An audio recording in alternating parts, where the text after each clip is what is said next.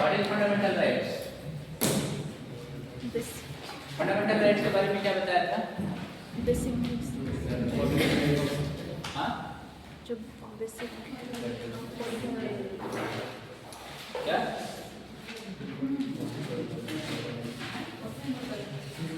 What is fundamental rights? Fundamental rights means basic basic necessities, basic rights. Fundamental rights means fundamental rights किसने दे रहा है? कौन दे रहा है fundamental rights? कॉन्स्टिट्यूशन कौन? कॉन्स्टिट्यूशन कौन सा constitution? Indian Indian constitution. Okay. What is Article 12? definition Article 12 क्या बताया था? definition of states Definition of state states. States means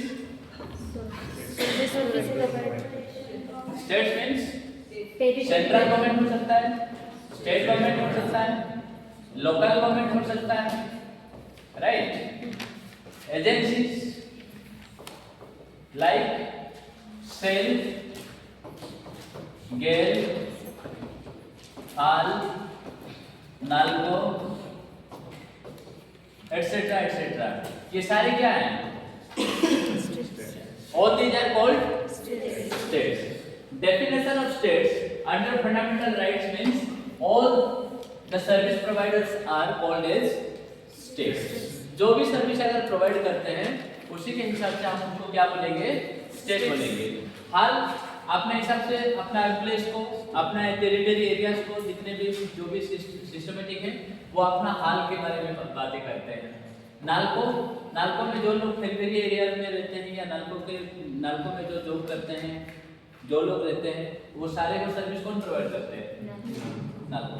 cell का मतलब क्या है? State authority of India limited, है ना? राइट। सेल के मतलब ओएनजीसी मतलब ONGC Odisha natural gas corporation, oil and natural gas corporation, है ना? ये सारे क्या है? स्टेट से। किसके स्टेट से? किसका स्टेट से? फंडामेंटल राइट्स का स्टेट है। किसका स्टेट से? फंडामेंटल राइट्स जब ये स्टेट्स सर्विस प्रोवाइड करेंगे, क्या करेंगे इन लोग?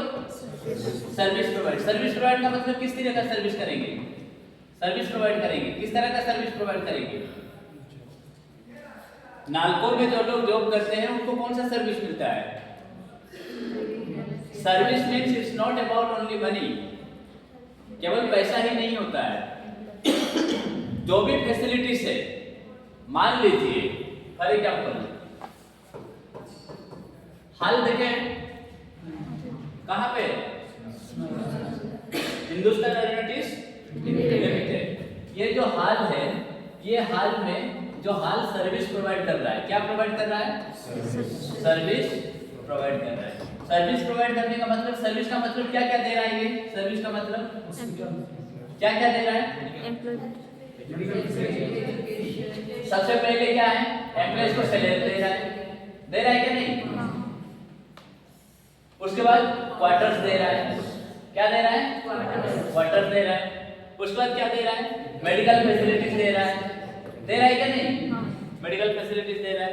इसके बाद क्या है? रोड दे रहा है जाने आने के लिए। उसके बाद क्या दे रहा है? वाटर सप्लाई दे रहा है। उसके बाद क्या दे रहा है? इलेक्ट्रिसिटी दे रहा है। All these are called services. Education provide कर रहा है और एग्रीकल्चर भी दे रहा है क्या?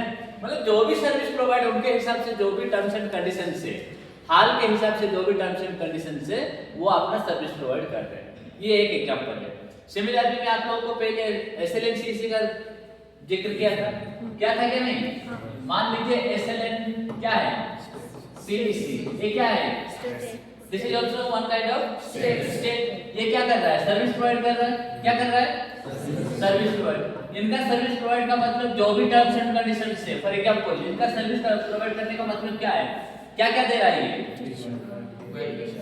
क्या क्या दे रहा है,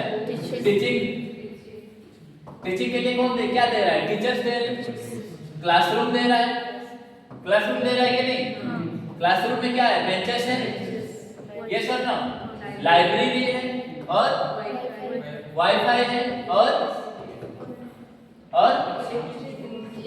इलेक्ट्रिसिटी है, एसी, जो भी एसी का प्रोविजन नहीं है लेकिन क्या कर रहा है, प्रोवाइड।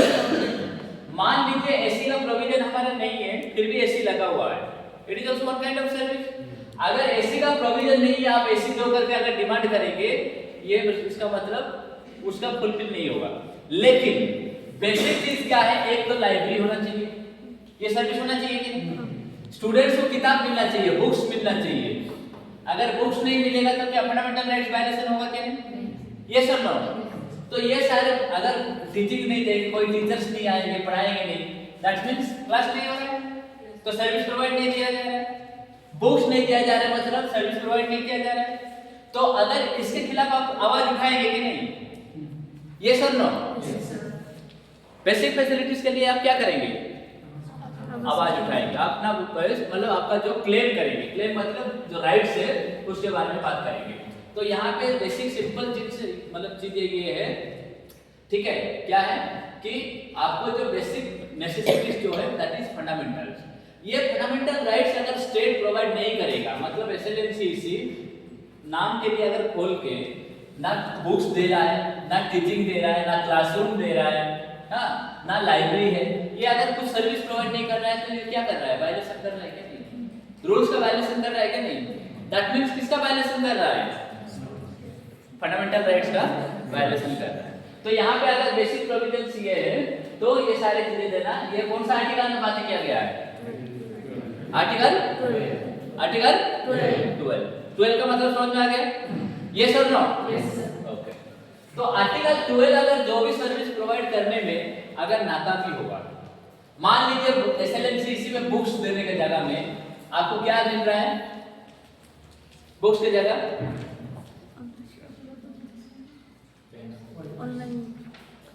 अगर बुक्स की जगह बुक्स नेसेसिटी है क्या नहीं, ये सर नो, ये नेसेसिटी है, कंपलसरी है। अगर बुक्स की जगह अगर कुछ दूसरा देता, मान लीजिए नोटबुक मिलता, ब्लैंक नोटबुक मिलता, ब्लैंक वाला, कौन सा बेनिफिट है आपके लिए,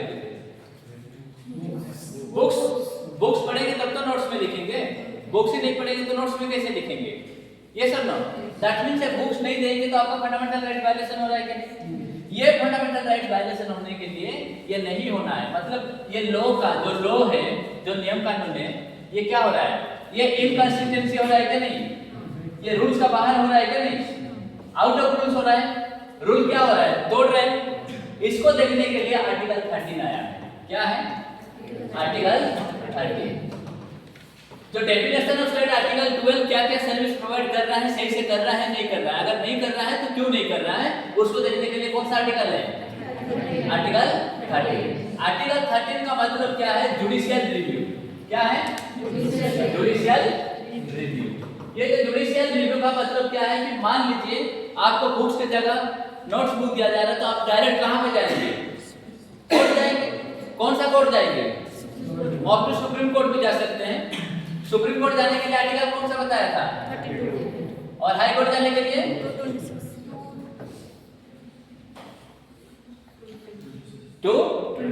26, सुप्रीम कोर्ट जाने के लिए ओनली फंडामेंटल राइट्स वायलेशन होगा तब आप डायरेक्ट अप्रोच कर सकते हैं सुप्रीम कोर्ट या तो हाई कोर्ट। लेकिन अदर राइट्स अगर आपका वायलेशन होगा तो आपको कहां जाना पड़ेगा, सबसे पहले डिस्ट्रिक्ट कोर्ट में जाना पड़ेगा।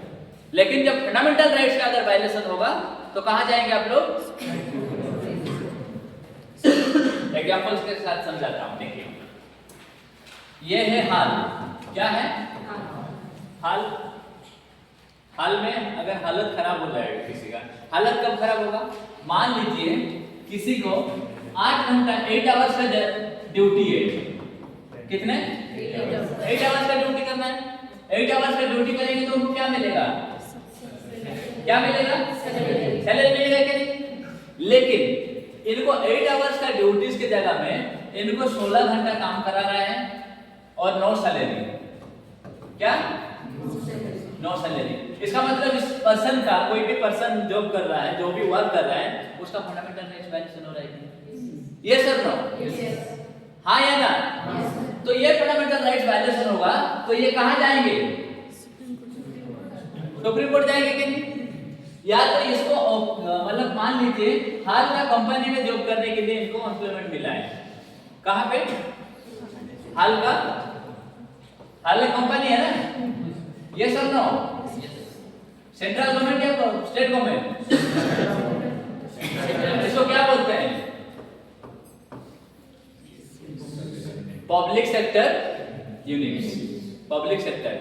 ठीक है, तो ये जो 8 घंटा काम करा रहा है, ये 8 घंटा की जगह में अगर 16 आवर्स करा रहा है, 16 आवर्स की जगह नो सैलरी या सैलरी दे रहे हैं तो हाफ सैलरी दे रहे हैं, हाफ सैलरी।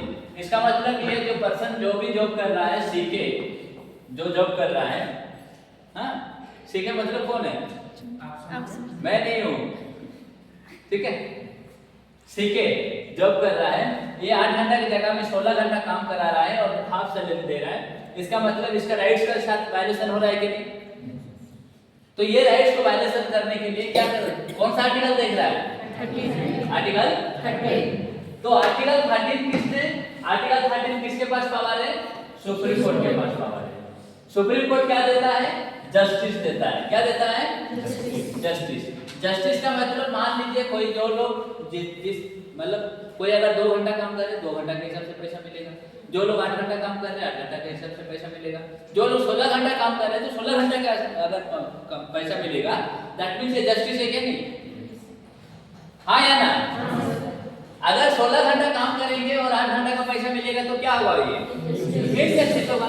इनजस्टिस होगा तो ये आपका जो राइट्स के साथ क्या हो रहा है? राइट्स के साथ वायलेशन हो रहा है। वायलेशन होगा तो कहां जाएंगे? तो कुछ चीजें वायलेशन होता है, कुछ चीजें डेलिबरेटली वायलेशन मतलब जानबूझकर वायलेशन होता है, कुछ चीजें जानबूझकर होता है, कुछ अचानक होता है। फॉर एग्जांपल मैं बताता हूं, देखिए आर्टिकल 13 में एक केस है, एक के गोपालन केस 1951 में आया था। एक है गोपालन केस 1951 में। ठीक है, अच्छा आप लोग अगर गलती करेंगे तो आप लोगों को सजा मिलना चाहिए कि नहीं? हाँ, कितने साल का मिलना चाहिए? Depending upon the only crime, depending upon the work, आप किस तरह से वर्क किए, है क्या नहीं? मान लीजिए एक गोपालन केस में क्या हुआ था, देखिए आपको डायरेक्ट में लेके जा रहा हूं केस में। इनका केस में क्या हुआ कि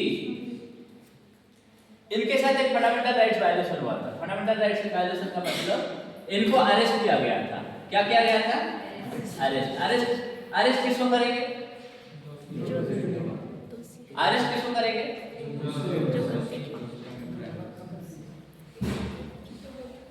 किसको करेंगे अरेस्ट? क्रिमिनल्स को ही अरेस्ट करेंगे।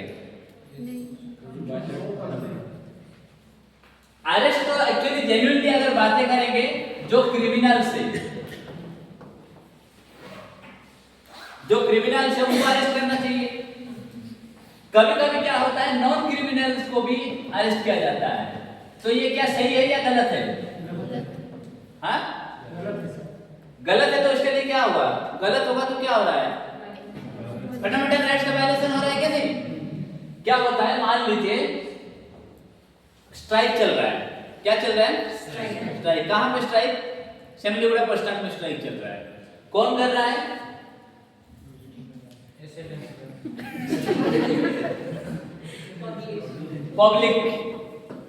पब्लिक स्ट्राइक कर रहा है क्या नहीं? पब्लिक स्ट्राइक करने का टाइम देखिए, मतलब एग्जांपल के साथ समझिएगा। पब्लिक अगर स्ट्राइक कर रहे हैं, उस स्ट्राइक में मान लीजिए SLNCC स्टूडेंट कोई कोरापुट से आ रहे हैं, तो वो बस स्टैंड होकर जाएंगे क्या नहीं?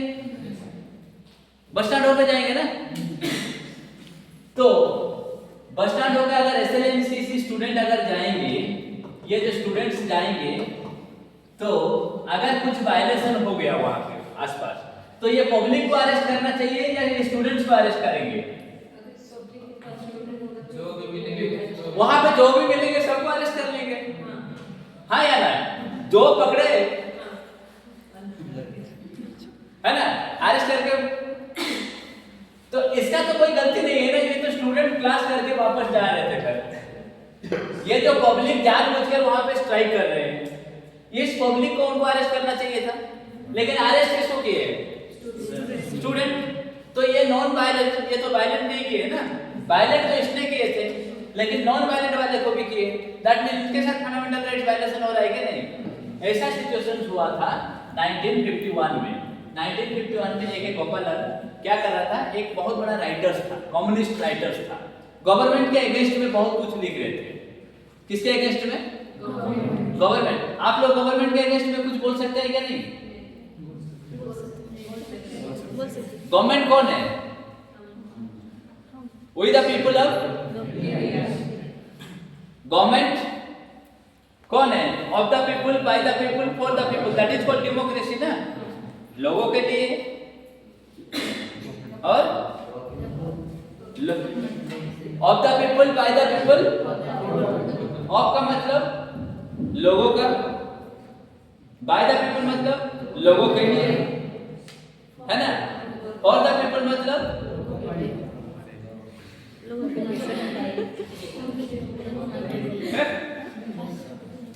नाम सुने हैं ना, of the people, by the people, for the. किसने बोला था? कहाँ के? अमेरिका के राष्ट्रपति, है ना? तो एक एक ओपिनियन का क्या हुआ, ध्यान से सुनिए, वेरी इंटरेस्टिंग और आपके साथ जुड़ा हुआ है, क्योंकि फंडामेंटल राइट्स मतलब किसी भी एग्जाम में आप लोगों को पूछेंगे, यूपीएससी, ओपीएससी, एसएससी, हर जगह में। और सबसे ज्यादा इंपॉर्टेंट ये है कि आप लोगों का राइट्स जो है उसके बारे में आप लोग जानेंगे, तब जाके इंडियन पॉलिटी का मतलब बेसिक्स, जो बेसिक नेसेसिटी से फंडामेंटल राइट। इसलिए ये सारी चीजों को थोड़ा सा एक एक करके समझेंगे। ओके, तो कल सुबह आपको अगर कोई पुलिस आके तुरंत अरेस्ट करेंगे तो आपको बोलने का पास, आपके पास क्या होना चाहिए? बोलने के लिए हिम्मत होना चाहिए, आइडियाज होना चाहिए, ठीक है? तो एक एक गोपालन केस आया था 1951 में। क्या हुआ था कि इनको अरेस्ट किया गया था। अरेस्ट करने का कारण ये था कि उस टाइम का जो गवर्नमेंट थे, गवर्नमेंट के अगेंस्ट में इन्होंने बहुत सारे पब्लिश किए थे, लिख रहे थे कि ये गवर्नमेंट अच्छा नहीं है, गवर्नमेंट ऐसा है, वो गवर्नमेंट ऐसा है, वैसा है, मतलब डिफरेंट काइंड्स ऑफ चीजें इनको लिख रहे थे। तो लिखने के बाद इनको अरेस्ट कर दिए। क्या किए? अरेस्ट। पूरा कंप्लीट होगा ना फंडामेंटल राइट्स, इसको हम याद करेंगे, ठीक है? क्योंकि एक चीज को आएगा। तो इनको अरेस्ट करने के बाद ये बोला मैं क्या किया? नहीं, आपने गवर्नमेंट के अगेंस्ट में लिखे। गवर्नमेंट के अगेंस्ट में लिखना मतलब आप क्या किए? क्राइम किए।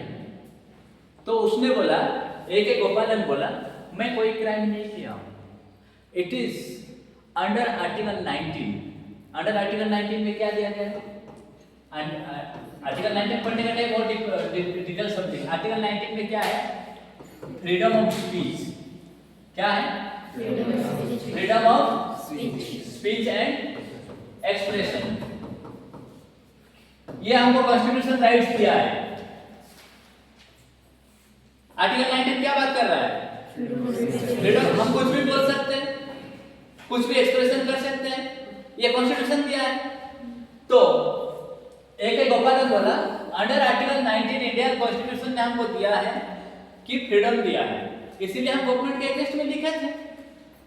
लेकिन मुझे अरेस्ट क्यों किया गया? जो अरेस्ट करना मेरे लिए राइट नहीं है, ये मेरे फंडामेंटल राइट्स के साथ वायलेशन हो रहा है। किसने बोला? एक एक गोपालन। क्यों बोला? क्योंकि ये बोला कि मेरा अंडर आर्टिकल 19 मेरे साथ वायलेशन हो रहा है। मुझे जब आर्टिकल 19 दिया गया है, आर्टिकल 19 में क्या दिया गया है? Freedom of speech and expression. Expression का मतलब मैं कैसे एक्सप्रेस करूंगा? लिख के एक्सप्रेस करूंगा, डांस करके एक्सप्रेस करूंगा, गाना गा के एक्सप्रेस करूंगा, है क्या नहीं? हाँ या ना? तो मेरा आर्टिकल 19 मुझे दिया गया है, इसीलिए मैं न्यूज़पेपर में छाप दिया। तो सुप्रीम कोर्ट के पास केस चला गया, केस जाने के बाद बोला सुप्रीम कोर्ट के पास एक गोपालन पहुंच गए, मेरा फंडामेंटल राइट वायलेशन हुआ, मुझे आर्टिकल 19 है इसीलिए मैं पेपर पे लिखा कि गवर्नमेंट खराब है। ओके, बात समझ आ रही है क्या नहीं? इसके बाद क्या हुआ, एक गोपालन का केस सुप्रीम कोर्ट ने देखा, बोला कि आपको अरेस्ट किया गया। यस, अरेस्ट किया गया। किसने अरेस्ट किया? किसने? पुलिस। किसको अरेस्ट किया? तो सुप्रीम कोर्ट पूछ रहा है किसने अरेस्ट किया? बोला कि मुझे पुलिस। पुलिस अरेस्ट करने के बाद कितने घंटे के बाद आपको मजिस्ट्रेट के पास लेके गया? तो एक गोपालन बोला मुझे 24 आवर्स के अंदर लेके गया। पुलिस को पूछे आप 24 आवर्स के अंदर मजिस्ट्रेट के पास लेके गए क्या? तो पुलिस बोले यस सर, हम 24 आवर्स के अंदर मजिस्ट्रेट के पास लेके गए। ओके, तो मजिस्ट्रेट के पास गए तो सुप्रीम कोर्ट फिर पूछा फिर आपको वहां पे मारपीट किया गया? तो बोला नो। क्या? नो। देखिए, इस पॉइंट का मतलब ये है कि एक गोपालन बोल रहा है कि मुझे आर्टिकल 19 है इसीलिए मैं लिखा, मुझे freedom of speech and expression मिला। ओके, लेकिन पुलिस ने अरेस्ट किया इसीलिए क्योंकि वो गवर्नमेंट के अगेंस्ट में लिखा है। किसके अगेंस्ट में? तो गवर्नमेंट के अगेंस्ट में जब तक आपके पास प्रूफ नहीं है तब तक आप कुछ नहीं लिख सकते। जब तक आपके पास प्रूफ है तब लिख सकते हैं। अगर मुझे बोलने का आजादी है इसका मतलब मैं आप लोगों को कुछ भी बोल सकता हूं क्या? देयर आर रीजनेबल रेस्ट्रिक्शन है क्या नहीं? रीजनेबल रेस्ट्रिक्शन है क्या नहीं? रीजनेबल रेस्ट्रिक्शन का मतलब क्या है? कौन बताएंगे? रीजनेबल रेस्ट्रिक्शन का मतलब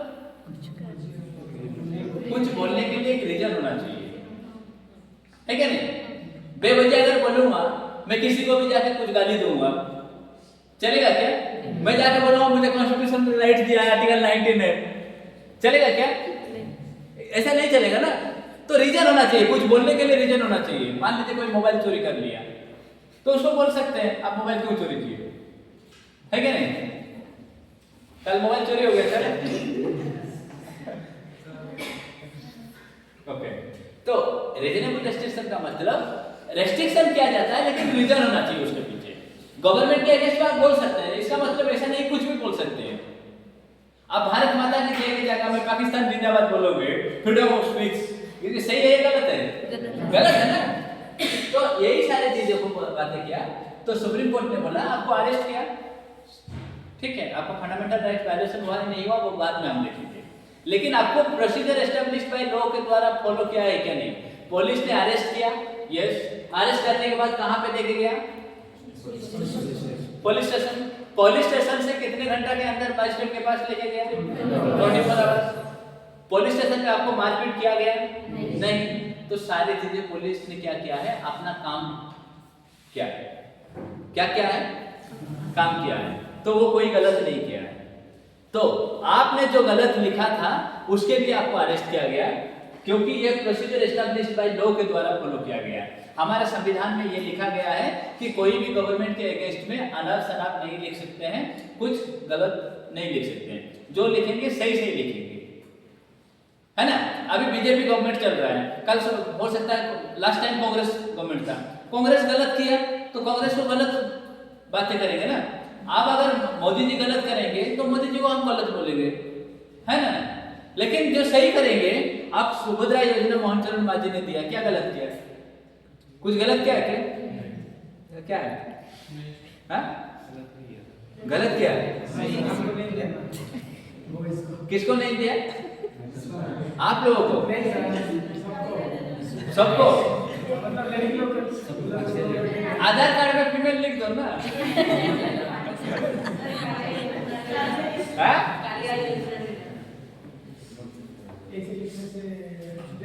मेरी बात समझ में आ गया ना? कालिया योजना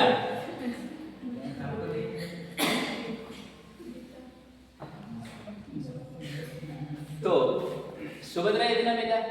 तो अगर कोई जाकर गवर्नमेंट के अगेंस्ट में बोलेंगे आप सुभद्रा योजना देने वाले कौन है, आपके अगेंस्ट में हम लिखेंगे, केस करेंगे, केस करेंगे तो गवर्नमेंट उसके अगेंस्ट में केस करेंगे तो जिसने लिखा है उसको अरेस्ट करेंगे क्या नहीं?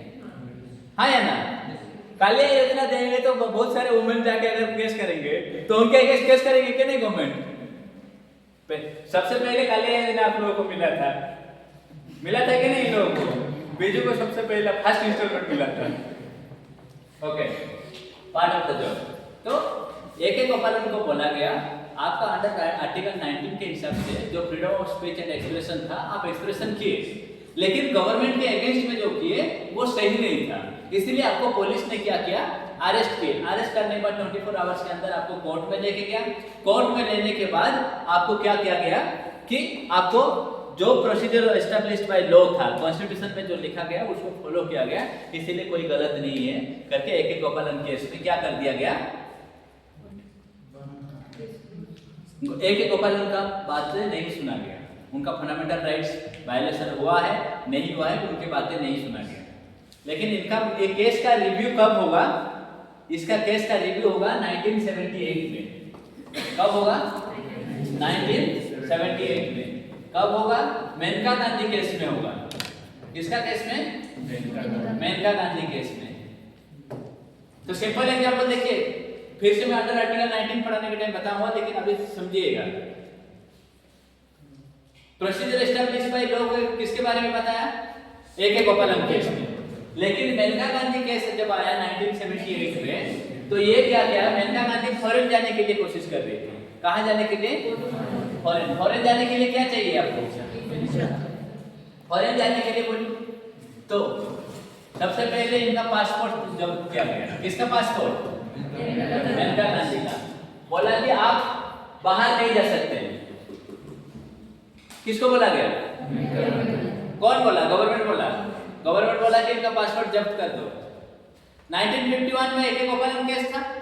उस time procedure established by law को फॉलो किया गया कि जो भी प्रोसीजर है आपको अरेस्ट किया, सब कुछ किया, ये किया, वो किया, सब किए।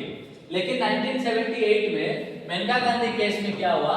मेनका गांधी केस में मेनका गांधी फॉरेन जाने के लिए कोशिश की, ठीक है, क्योंकि 1975 में इमरजेंसी डिक्लेयर हुआ, 1976 में कॉन्स्टिट्यूशनल अमेंडमेंट आया, है ना, 77 में गवर्नमेंट फॉल हो गया, उसके बाद मोहन चरण नहीं, क्या चरण सिंह, ठीक है, चरण सिंह गवर्नमेंट आया था। तो इनको अच्छा नहीं लगा इंडिया में रहने के लिए, वो विदेश जाने के लिए बोले। तो गवर्नमेंट बोला आप अभी विदेश नहीं जा सकती है। किसने बोले? किसको बोले? क्यों बोले? इमरजेंसी पीरियड अभी खत्म हुआ है और अभी किसी को भी हम नहीं छोड़ेंगे, बाहर जाने के लिए इजाजत नहीं, परमिशन नहीं। तो मेनका गांधी चली गई कहां पे? सुप्रीम कोर्ट बोले कि मुझे अंडर आर्टिकल 19 में फ्रीडम ऑफ स्पीच है, एक्सप्रेशन है, फ्री टू मूवमेंट है, मैं कहीं पे भी जा सकती हूँ, मुझे आप रोकने वाले कौन होते हैं? तो सुप्रीम कोर्ट ने देखा हाँ ये तो बात सही है, ये तो जा सकती है, इसको कौन रखेंगे, क्यों रोकेंगे? कोई तो नहीं। अभी मुझे फॉरेन जाना है तो मुझे क्यों रोकोगे आप? What is the reason? कोई रीजन नहीं है। तो इस टाइम क्या किया गया? सुप्रीम कोर्ट ने देखा नहीं मेनका गांधी जा सकती है, क्योंकि अगर नहीं जाएगी तो इसके साथ क्या होगा? फंडामेंटल राइट से क्या होगा? लेकिन एक गोपालन केस में कोई देखे थे क्या? तो मेनका गांधी केस में देखे, इसको बोलते हैं ड्यू प्रोसेस ऑफ लॉ। क्या बोलते हैं? Due process of law. बताया था थोड़ा सा। Due process of law and procedure established by law. Procedure established by law का मतलब जो लॉ प्रोसेस में बन के आया है, जो लॉ प्रोसेस में बन के आया है। और ड्यू प्रोसेस ऑफ लॉ का मतलब सिचुएशन देख के लॉ बनाना, है ना। जैसे पहले हमारा वोटिंग राइट कितना था? कितना एज? वोटिंग राइट एज कितना था? 21। उस टाइम का सिचुएशन था। तो प्रोसीजर एस्टैब्लिश्ड बाय लॉ में 21 था, लेकिन बाद में 18 किया गया। बोला गया कि 18 में अभी मैच्योर हो रहे हैं बच्चे, तो 18 वाले भी हम दे सकते हैं। तो इसको बोलते हैं due process of law. Okay, तो आर्टिकल 13 ये बात कर रहा है कि जुडिशियल रिव्यू। क्या कर रहा है? Judicial review. जुडिशियल रिव्यू कब होता है? जब लॉ का इनकंसिस्टेंसी होगा। लॉ इनकंसिस्टेंसी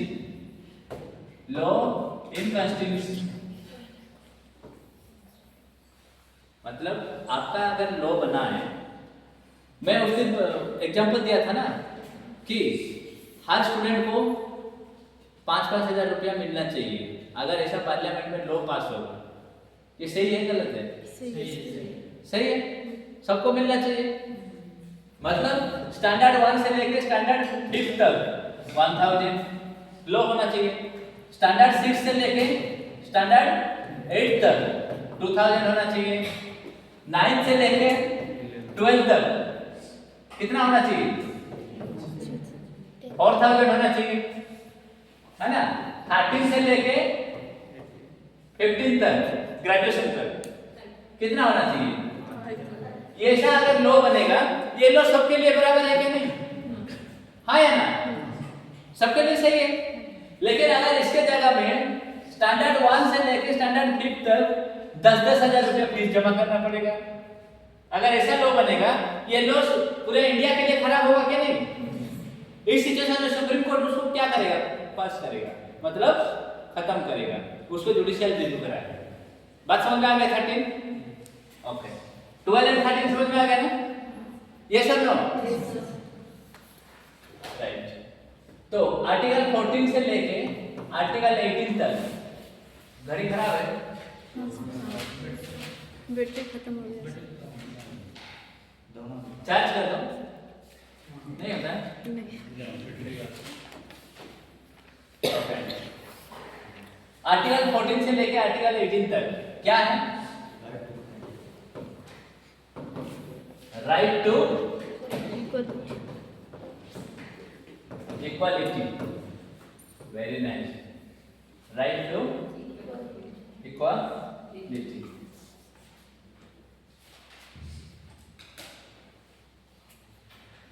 कुंद्रा आदर्श विद्यालय में जाना है आप लोगों को।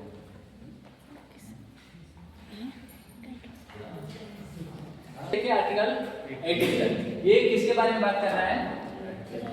राइट टू, ध्यान से सुनिए, इंपोर्टेंट चैप्टर से, राइट टू इक्वालिटी, ठीक है।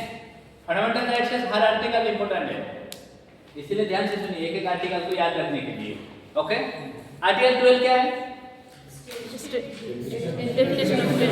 स्टेट का मतलब समझ में आ गया ना? स्टेट का मतलब service provider, service providers. Okay, article 13 judicial judicial review, जो सर्विस प्रोवाइड करने में अगर कोई असक्षम है, जो गलत करेंगे, अगर सर्विस के जगह में इनजस्टिस करेंगे, तो उसके लिए कोर्ट क्या करेंगे? रिव्यू करेंगे। कोर्ट क्या करेंगे? रिव्यू करेंगे। जो भी लॉ बनेगा उसको रिव्यू करेंगे। आर्टिकल 13, ठीक है। आर्टिकल 13 सुप्रीम कोर्ट के पास है, किसके पास है? लॉ बनाने वाले कौन है? उनके पास कौन सा आर्टिकल है? 368। पार्लियामेंट में जो भी लॉ बनेगा अंडर आर्टिकल 368 में अमेंडमेंट होगा। अंडर आर्टिकल 368 में क्या होगा? पार्लियामेंट में अमेंडमेंट होगा। अमेंडमेंट होगा तो क्या बनेगा? लॉ बनेगा, है ना। जो भी लॉ बनेगा, ये लॉ अगर सबके लिए सही है, इट्स ओके, नो प्रॉब्लम। लेकिन यहाँ पे जो लॉ बनेगा किसी के लिए अच्छा होगा और किसी के लिए बुरा होगा, तो इस सिचुएशन में सुप्रीम कोर्ट क्या करेगा? उसको रिव्यू करने के लिए बात करेगा। आप जो लॉ बनाए पार्लियामेंट जी, अरे एमपी साहब, आप लोग जो लॉ बनाए ये क्या है? इनकॉन्स्टिट्यूएंसी है। क्या है? डेरोगेशन होगा। क्या होगा? डेरोगेशन का मतलब जिसके लिए ये मतलब नुकसान होगा, लॉ का डेरोगेशन होगा। आप लोगों के लिए अगर कोई लॉ बनेगा, वो लॉ आपके लिए अगर काम नहीं करेगा, फॉर एग्जांपल में अगर लॉ बना हुआ है, एसएलएमसी एक सर्विस प्रोवाइडर है, आप लोगों के लिए लॉ में ये बात किया गया है कि जो भी स्टूडेंट्स आएंगे बेंच के ऊपर बैठेंगे, ये हमारा लॉ है या ना। लेकिन जो लोग आएंगे, आप लोग बेंच पे मत बैठिए, नीचे बैठिए, तो आपके साथ फंडामेंटल राइट्स वायलेशन हो रहा है कि नहीं? आपका लॉ डेरोगेशन हो रहा है कि नहीं?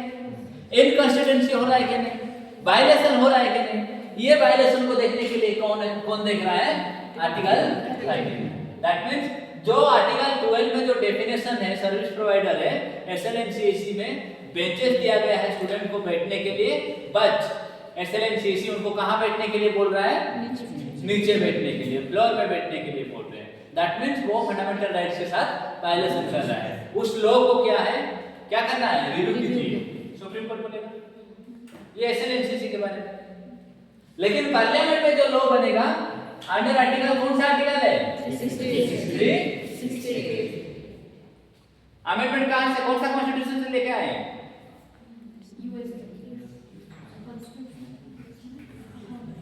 कॉन्स्टिट्यूशनल अमेंडमेंट है साउथ अफ्रीका से। साउथ अफ्रीका कहां से, साउथ अफ्रीका साउथ अफ्रीका से। साउथ अफ्रीका से। कहां से लेके आए हैं, साउथ अफ्रीका से। कॉन्स्टिट्यूशनल अमेंडमेंट करने का प्रोविजन कहां से लेके आए हम लोग, साउथ अफ्रीका। कौन सा आर्टिकल में, 368। कौन सा पार्ट में, पार्ट 20 सर। लिखा हो ना इसीलिए, पार्ट 20। कौन सा पार्ट में, 20 सर। ये सारी चीजें 50 बार बोला हूं फिर भी आप लोगों को याद नहीं है, ये गलत है, आप रिवीजन नहीं कर रहे हैं। कौन सा पार्ट में, 20 क्या है, अमेंडमेंट। अमेंडमेंट प्रोविजन कहां से लेके आए, साउथ अफ्रीका। कौन सा आर्टिकल में है इंडियन कॉन्स्टिट्यूशन का, 368 में। कौन अमेंडमेंट कर सकता है, पार्लियामेंट। कौन कर सकता है, पार्लियामेंट। वेरी नाइस, ओके, समझ में आ गया ना, फाइन। तो आर्टिकल 14 से लेके आर्टिकल 18 तक क्या बात कर रहा है, right to equality. Right to equality. Equality, okay, right to equality. किसका राइट, इक्वालिटी। इक्वालिटी का मतलब क्या है, इक्वालिटी सबके साथ सबका विकास। अगर किसी का विकास नहीं होगा मतलब क्या है, इनइक्वालिटी।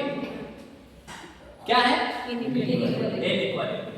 तो आर्टिकल 14 ये कर रहा है इक्वालिटी बिफोर लॉ। क्या है, इक्वालिटी बोल हो रहे हैं क्या, नहीं सर। देखिए ये सारे पॉइंट बहुत इंपॉर्टेंट है, ठीक है। Equality before law.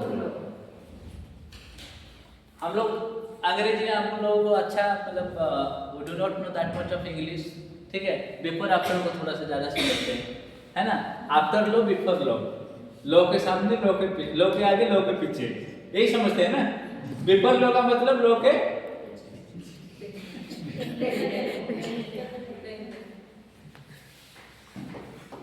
आप लोगों के साथ बहुत पिटाई होगा। इक्वालिटी बाद में आफ्टर लो, ऐसा भी है क्या, ऐसा तो नहीं है, नहीं है ना। आफ्टर लो, इक्वालिटी आफ्टर लो, लो के पीछे इक्वालिटी होगा क्या, कौन है तो इक्वालिटी मिल रहा है, कौन है, लो है। लो किसने बनाया, कॉन्स्टिट्यूशन में मेंशन किया गया है या ना। इक्वालिटी बिफोर लो का मतलब लो के सामने हम लोग को क्या है, सब लोग। इक्वालिटी बिफोर लो का मतलब क्या समझ रहे आप लोग, सबको इक्वल। लो के आगे, कानून के आगे सब लोग इक्वल। क्यों, क्यों इक्वल,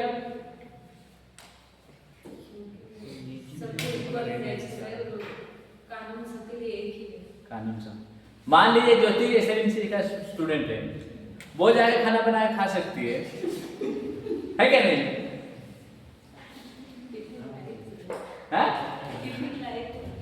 टिफिन लाई थी। इक्वालिटी बिफोर लॉ का मतलब एसएलएमसीसी में जो भी लॉ बना है सभी स्टूडेंट के लिए बराबर है क्या नहीं, या ना। लेकिन ज्योति अगर जाके वाटर टैंकी में खाना बना के खाएगी, लॉ का क्या हो रहा है, वायलेशन हो रहा है। मैं ज्योति को परमिशन दे दूंगा, ठीक है, और बाकी किसी को नहीं दूंगा तो क्या होगा, ये बाकी लोग क्या बोलेंगे, सर लॉ के सामने हम लोग सब बराबर हैं।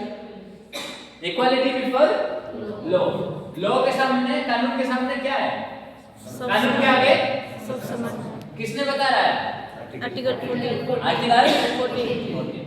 आर्टिकल 14 ये बोल रहा है कि हम सारे लोग equality before law.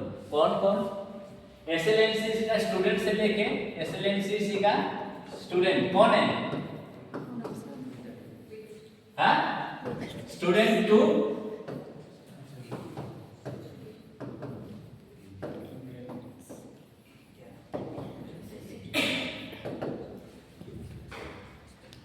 एसएलएनसीसी students to,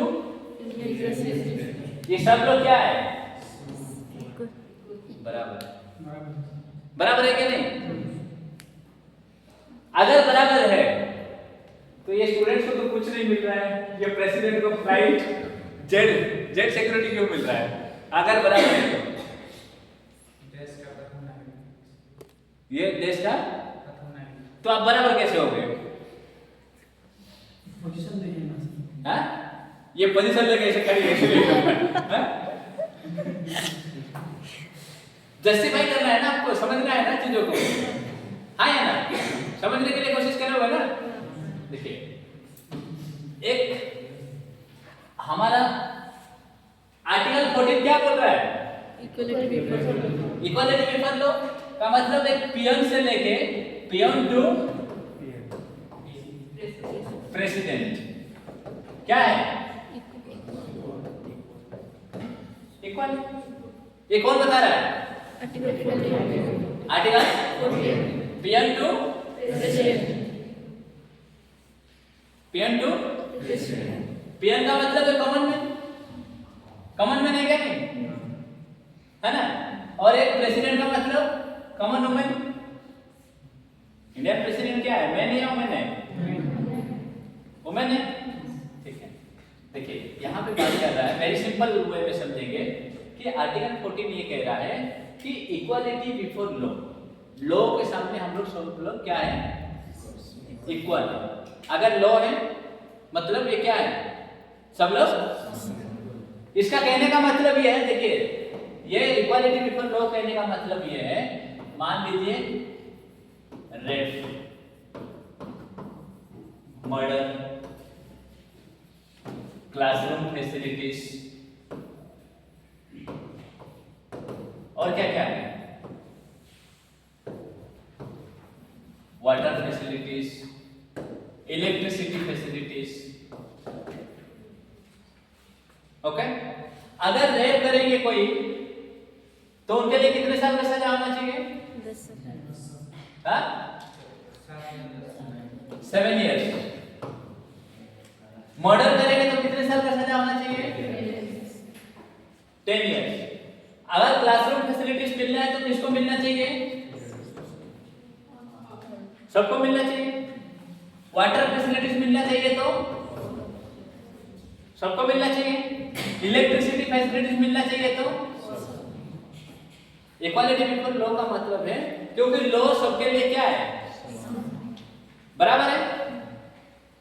अगर बराबर है तो यहाँ पे इक्वालिटी बिफोर लॉ का मतलब देखिए, मान लीजिए यहाँ पे रेप एंड मर्डर का एग्जांपल लेंगे तो हम लोग बहुत अच्छा से समझ सकते हैं। मान लीजिए यहाँ पे एक पुअर पर्सन कौन है?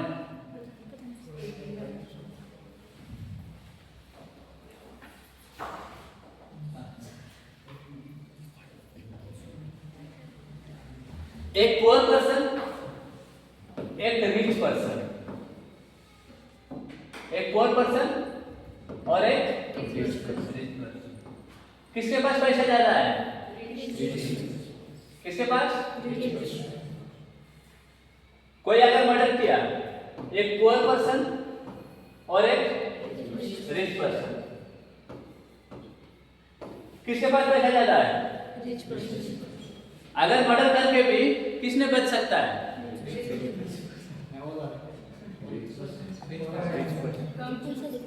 हाँ?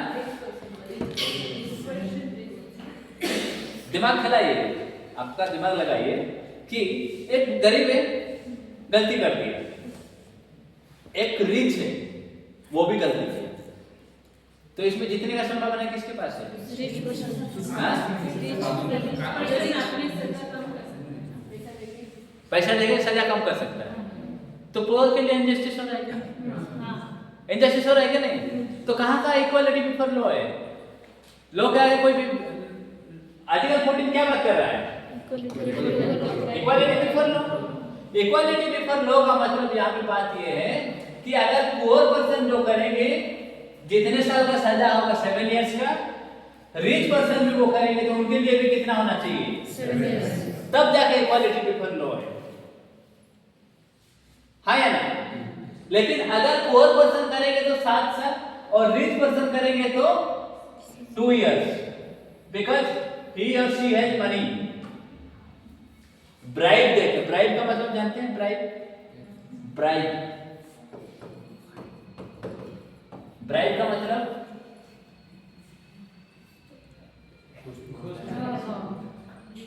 क्या? रिश्वत, घूस देना, टेबल के नीचे पैसा देते, है कि नहीं? इसीलिए रिच पर्सन क्या होता है? ये रिच पर्सन और पुअर पर्सन को, ये दोनों को बराबर रखने के लिए आर्टिकल 14 आया है। क्या आया है? तो इक्वालिटी बिफोर लॉ का मतलब कोई अगर गरीब हो या कोई अमीर हो, कोई पियोन हो या कोई प्रेसिडेंट हो, अगर कोई भी गलती करेंगे तो उनके लिए क्या होना चाहिए? सेम पनिशमेंट होना चाहिए। Punishment should be same, punishment equal होना चाहिए। क्या होना चाहिए? पनिशमेंट, पनिशमेंट क्या होना चाहिए? इक्वल होना चाहिए। पनिशमेंट है ना, अगर किसी को पनिशमेंट मिल रहा है, रिवार्ड्स भी इक्वल होना चाहिए। रिवार्ड्स का मतलब क्या है? रिवार्ड्स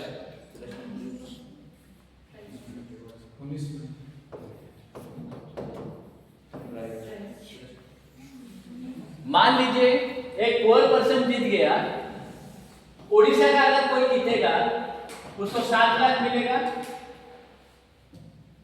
यूपी का अगर कोई जीतेगा उसको 10 लाख मिलेगा। क्या ये सही है? नहीं है ना, दोनों को बराबर मिलना चाहिए। लेकिन उड़ीसा का अगर हॉकी में जीतेगा और यूपी वाला अगर क्रिकेट में जीतेगा तो इसमें बराबर होना चाहिए कि नहीं? इसमें नहीं होना चाहिए। हॉकी का अलग है, क्रिकेट का अलग है। तो मेरे कहने का मतलब कॉन्टेक्स्ट ये है कि कॉन्स्टिट्यूशन ने आर्टिकल 14 में ये बताया है कि इक्वालिटी बिफोर लॉ। लॉ का मतलब अगर ये हॉकी होगा तो, अगर क्रिकेट में आपने हॉकी होगा तो इनको 7 लाख मिलेगा, तो इनको भी कितना मिलेगा? एपी को कितना मिलेगा? 7। तब जाके क्या होगा? इक्वालिटी, इक्वालिटी होगा। अगर ये 7 लाख नहीं मिलेगा, इसको 9 लाख मिलेगा तो क्या होगा? क्या होगा? इनइक्वालिटी। जब इनइक्वालिटी होगा तो ये इनजस्टिस है क्या नहीं? इसी राइट्स को क्लेम करने के लिए आर्टिकल 14 ने बात किया है कि इक्वालिटी बिफोर लॉ। ये जो लॉ का सिस्टम जो है रूल ऑफ लॉ से आया है। क्या आया है? Rule of law.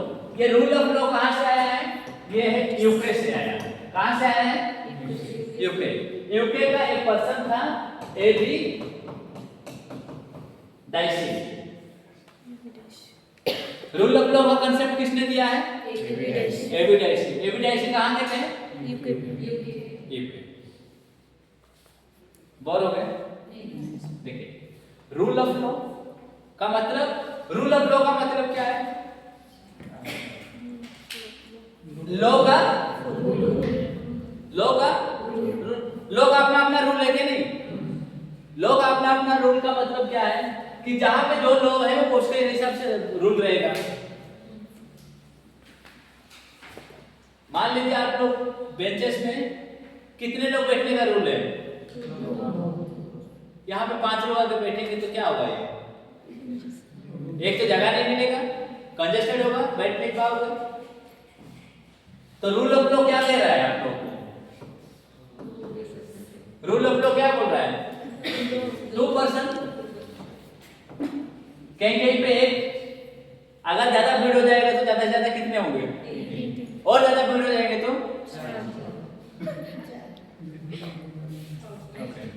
Equality before law का मतलब समझ में आया? इक्वालिटी बिफोर लॉ का मतलब लॉ के सामने सब समान। तो रूल ऑफ लॉ का कांसेप्ट किसने दिया था? कहां के दिए थे? इन्होंने बोला कि जो प्रोसीजर एस्टैब्लिश्ड बाय लॉ है, क्या है? प्रोसीजर एस्टैब्लिश्ड बाय लॉ, मतलब जो लॉ बना है, जैसे लॉ है उस हिसाब से होना चाहिए। जैसे लॉ बना है, प्रोसेस के द्वारा एक लॉ बना है, वो लॉ को फॉलो करना चाहिए। ये इक्वालिटी बिफोर लॉ में बात कर रहा है, ठीक है, इक्वालिटी बिफोर लॉ। तो यहाँ पे प्रोसीजर एस्टैब्लिश्ड बाय लॉ हमारा फॉलो करता है आर्टिकल 14 से लेके एक है आर्टिकल 21 भी है। इनको समझने के लिए बाद में हम कोशिश करेंगे, ठीक है। इक्वालिटी बिफोर लॉ का मतलब समझ आगे आया कि नहीं? ओके,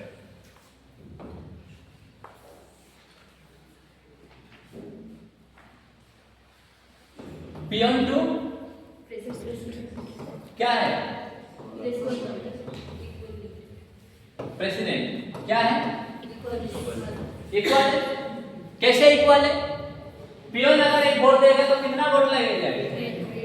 कितना होगा काउंट? कितना होगा? प्रेसिडेंट अगर वोट देंगे तो कितना होगा? कितना होगा? इसीलिए इक्वल है। इक्वालिटी पेपर लो है ना, प्रेसिडेंट वोट देने से भी एक है, लेकिन पियोन देने से भी एक है। ये कहता है कौन? आर्टिकल ठीक है। यहाँ पे बात किया जा रहा है इक्वालिटी बिफोर लॉ को दो भाग में डिवाइड किया गया है, ठीक है। एक है इक्वल, इक्वल है, ठीक है, मतलब procedure established by law, procedure established by law. ये प्रोसीजर एस्टैब्लिश्ड बाय लॉ का मतलब ध्यान से सुनिए, हमारा जो इंडिया में अगर कोई भी वोट देंगे तो कितना वोट काउंट होगा? हाँ, कितना? एक होगा। ये हमारा procedure established by law, law के द्वारा ये बना गया है कि नहीं? या प्रेसिडेंट वोट देगा तो दो हो गए, प्राइम मिनिस्टर वोट देंगे तो एक होगा, गीतांजलि वोट देगी तो आप वोट देंगे, दिए वोट किसको दिए? एजुकेशन को, किसको? प्रीतम पढ़ी हैं? प्रीतम पढ़ी हार गए या जीते? आप किसको भी दीजिए, आपको क्या मतलब है? आप क्लास आइए, ठीक है नहीं? तो प्रोसीजर एस्टैब्लिश्ड बाय लॉ हुआ है, इसका मतलब इक्वल है ना, इक्वालिटी बिफोर। तो इक्वल हो गया, क्या हो गया ये? और एक है अनइक्वल।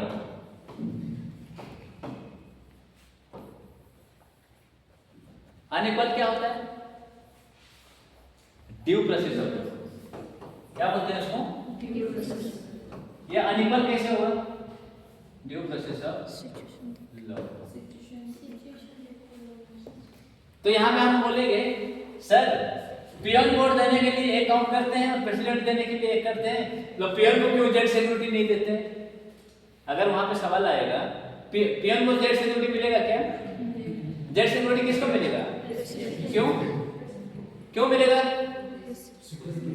क्योंकि उसके लिए ड्यू प्रोसेस सिचुएशन के हिसाब से हम प्रेस्टीज देते हैं, फर्स्ट डिवीजन ऑफ इंडिया है, इसीलिए यहाँ पे बात किया गया है। एक है equality before law, equality before law, दूसरा है equal protection of law, equal protection of, equality before law और एक इक्वल प्रोटेक्शन ऑफ लॉ। दो चीज को समझिए, इक्वालिटी बिफोर लॉ तो आपको समझ में आ गया ना, हम सब लोग बराबर है, इक्वल है क्या नहीं? कहाँ पे इक्वल है? जहाँ पे लॉ के द्वारा बना गया, जो भी 18 साल से ऊपर है वो लोग वोट देंगे, ये लॉ बनाया गया है, बनाया गया कि नहीं? या 17 साल वाले भी देते हैं? नहीं देते हैं ना, जो भी देते हैं इलीगल, चोरी चोरी चुपके चुपके किसी के दूसरे के नाम पे दे रहे हैं वो इलीगल है। बट लीगल क्या है? कितने साल का? अर्जुन जाके 4-4 वोट देता है उनको कैंडिडेट को जिताने के लिए, दिए है ना। इक्वल प्रोटेक्शन ऑफ लॉ का मतलब होता है इक्वल प्रोटेक्शन ऑफ लॉ का मतलब जिसके पास जो पोजीशन है उसको उस पोजीशन का प्रोटेक्शन मिलेगा। अगर पियन है, पियन का प्रोटेक्शन मिलेगा। अगर प्रेसिडेंट है, प्रेसिडेंट का प्रोटेक्शन मिलेगा। अगर टीचर है तो टीचर का प्रोटेक्शन मिलेगा। अगर पुलिस है तो पुलिस का प्रोटेक्शन मिलेगा। अगर स्टूडेंट है तो स्टूडेंट का प्रोटेक्शन मिलेगा। स्टूडेंट का प्रोटेक्शन क्या होता है? बाउंड्री बनाई कि गेट बंद किए, फिर उनके पास चाबी। स्टूडेंट का प्रोटेक्शन हुआ कि नहीं हुआ? हो गया ना। जाके कोई खाना वाना बना के खा नहीं सकते हैं, बाउंड्री बन जाएगा तो क्या देते हैं? स्टूडेंट का प्रोटेक्शन है। पुलिस का प्रोटेक्शन कैसा होगा? चारों तरफ बैरिकेड लगा देंगे। प्रेसिडेंट का प्रोटेक्शन कैसे आएगा? सिक्योरिटी प्रोवाइड करेंगे। कौन प्रोवाइड? गवर्नमेंट प्रोवाइड करेंगे। ये सारी चीजें क्या है? एक होता है इक्वालिटी बिफोर लॉ, एक होता है equal protection of law. Equal protection of law का मतलब यहाँ पे आप बोलेंगे नहीं, पियन को तो जेट सिक्योरिटी नहीं मिल रहा है, प्रेसिडेंट को मिल रहा है, ये क्या सही है क्या? तो आप बोलेंगे कि अगेन क्वेश्चन आएगा, इक्वालिटी बिफोर लॉ कहाँ पे हुआ? इक्वालिटी बिफोर लॉ कहाँ पे होगा? कैसे इक्वालिटी बिफोर लॉ बनेगा? Equality before law based on the situation. जिसका जो पोजीशन है उसको उस पोजीशन का क्या मिलेगा? प्रोटेक्शन मिलेगा। जो पोजीशन है उनको उस पोजीशन का क्या मिलेगा? किसमें बात किया गया है? ये कौन सा आर्टिकल में? आर्टिकल 14। समझ में आ गया? तो राइट टू इक्वालिटी मिला क्या नहीं? यस और नो? पियन से लेकर प्रेसिडेंट तक इक्वालिटी है क्या नहीं? ओके। और पियन को जितना सिक्योरिटी मिलना चाहिए, प्रेसिडेंट को भी उतना ही सिक्योरिटी मिलना चाहिए क्या? नहीं। उनका पोजीशन अलग है, इनका पोजीशन अलग है ना? ओके। आर्टिकल 14 समझ में आ गया क्या नहीं? पक्का? क्या है?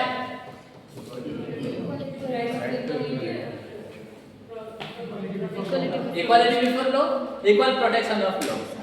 इक्वालिटी बिफोर लॉ का मतलब सब लोग बराबर है, वन वोट टू एवरीवन, है ना? और इक्वल प्रोटेक्शन ऑफ लॉ का मतलब जिसका जो पोजीशन है उसको उस हिसाब से प्रोटेक्शन मिलेगा। मान लीजिए जो टीचर है, टीचर का सैलरी कितना है?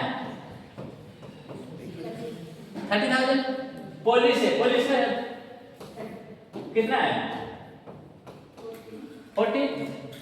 पियन है, पियन का सैलरी कितना है? 20। जितना भी है हमको तो थोड़ी ना पैसा मिल रहा है, यहाँ तो लिखना ही है ना। अगर पैसा मिलता तो जाके पूछते थे यहाँ पे, है ना? इनका हिसाब से ये प्रोटेक्शन है, इनको प्रोटेक्ट कर रहे हैं नहीं? इनके हिसाब से ये यहाँ पे बोले नहीं सर को पुलिस को 40,000 देना और पियन को 20,000, ये तो इक्वालिटी बिफोर लॉ नहीं है, ये चलेगा क्या?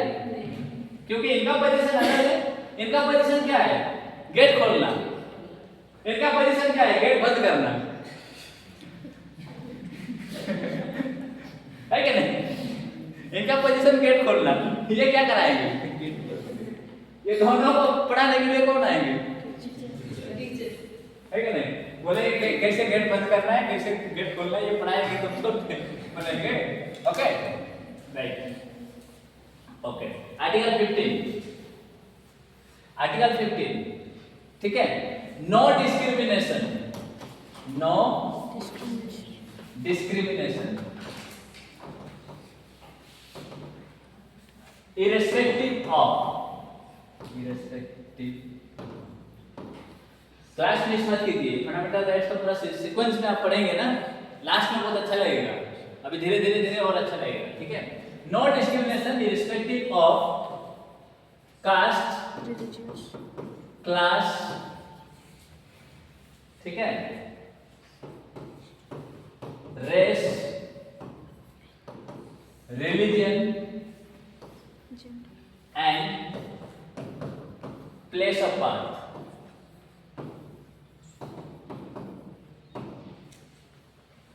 डिस्क्रिमिनेशन का मतलब क्या है? भेदभाव। क्या है? भेदभाव। आप लोग सभी लोग मेरे स्टूडेंट है क्या नहीं? है क्या नहीं? कौन मेरा फेवरेट स्टूडेंट है? सब लोग हैं, तो फेवरेट क्यों आ गए? सब तो स्टूडेंट हो गए, कुछ लोग फेवरेट बनने के लिए कोशिश करेंगे, करेंगे क्या नहीं, लेकिन बन नहीं पाएंगे। क्यों? पढ़ाई करके आएंगे तब तो फेवरेट होंगे, बिना पढ़े फेवरेट कैसे बनेंगे? नहीं बन पाएंगे। देखिए मेरे कहने का मतलब ये है कि नो डिस्क्रिमिनेशन। आर्टिकल 15 बात कर रहा है, आर्टिकल 14 क्या बोल रहा है कि इक्वालिटी बिफोर लॉ। लॉ के सामने हम लोग कौन क्या है? सब लोग इक्वल है, बराबर है, कोई भी बड़ा नहीं है, कोई भी छोटा नहीं। लेकिन इक्वल प्रोटेक्शन ऑफ लॉ भी है, क्योंकि जो जिस पोजीशन में उनको उस हिसाब से प्रोटेक्शन मिलेगा। कौन बता रहा है? आर्टिकल 14। आर्टिकल 15 क्या बता रहा है? No discrimination. मतलब डिस्क्रिमिनेशन नहीं कर सकते आप।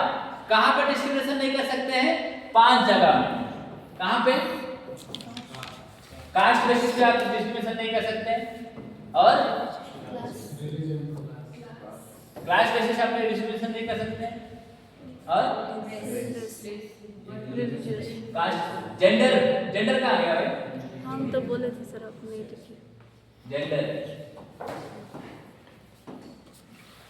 जेंडर भी तो चाहिए ना, है ना? Cast, class, gender. जेंडर का मतलब क्या है? हार्ड जेंडर नहीं है, मेल फीमेल। और तो जेंडर भी आ जाएंगे।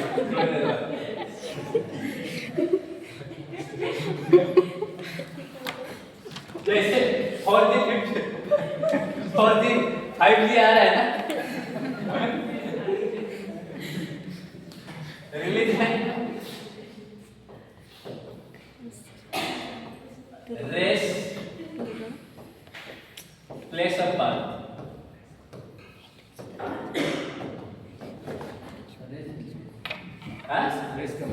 रेस का मतलब साइकिल कवर के ऐसे पेडल मारने का। कलर क्या है? आपका कलर क्या है?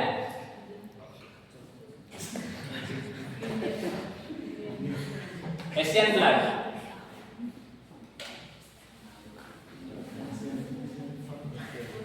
अगर कोई काला है करके उसको क्लास में बैठने नहीं दूंगा, चलेगा क्या? नहीं सर। हाँ? नहीं सर। नहीं चलेगा? नहीं सर। बहुत गोरा है करके उसको बैठने नहीं दूंगा, चलेगा? नहीं सर। बहुत गोरा है करके उसको बहुत अच्छा से पढ़ाऊंगा, चलेगा? नहीं। बहुत हाइट है करके उसको बहुत मतलब बढ़िया पढ़ाएंगे, चलेगा? नहीं।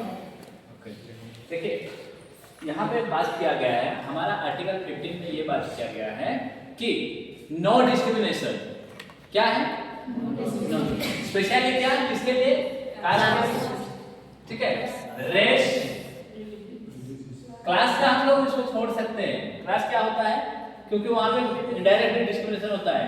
गरीब लोगों को थोड़ा पीछे खाना खिलाते हैं, और अमीर लोगों को क्या करते हैं? पहले टेबल पे बैठा के खिलाते हैं, है ना?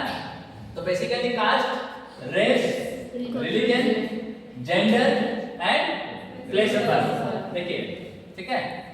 ओके, क्लास का हमारा ज्यादा इंपॉर्टेंस नहीं है, लेकिन ये 5 caste, gender, religion, race, place of birth एक एक करके समझेंगे।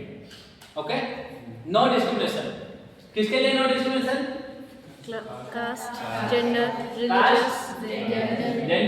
Religious, race, place of birth. और ओके ओके, सबसे पहले देखेंगे caste. What is caste? Caste का मतलब क्या है? हम लोग different caste no doubt man made है, भगवान ने थोड़ी ना बनाया। कौन बनाया? इंसान बनाया, हम ही लोग बनाए। मेरे हिसाब से तो कास्ट 2 टाइप का है। क्या क्या? Mail and female. लेकिन हम लोगों का कास्ट कितना है? बहुत सारा। बहुत। हम बनाए, हमको भी पता नहीं है, भूल जाते हैं, ठीक है? एससी है, एसटी, ओबीसी, जनरल और अदर्स भी है क्या? अदर पेपर क्लास तो हो गया ना? वो economical limited section.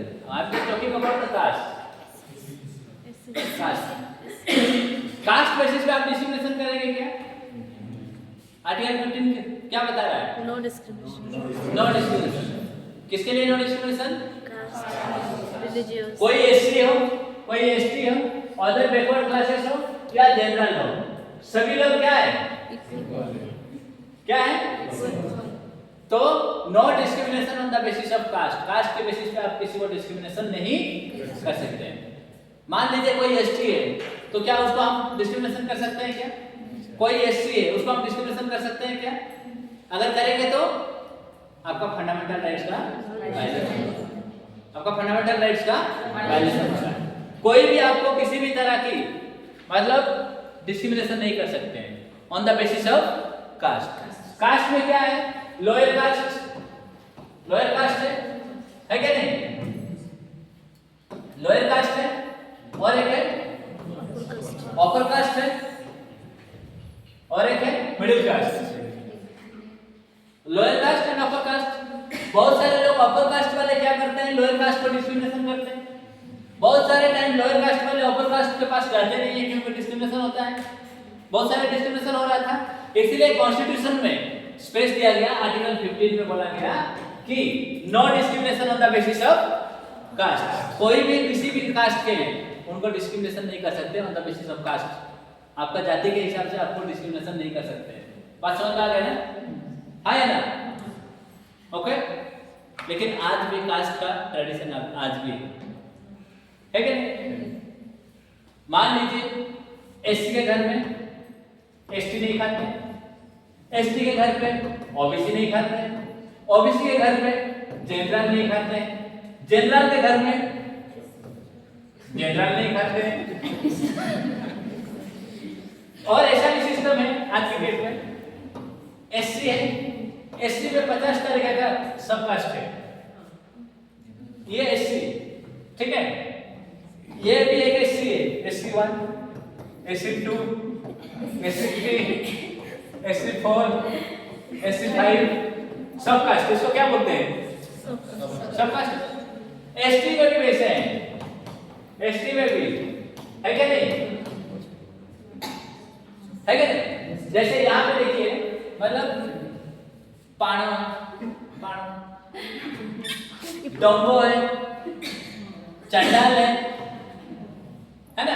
Different caste है क्या नहीं?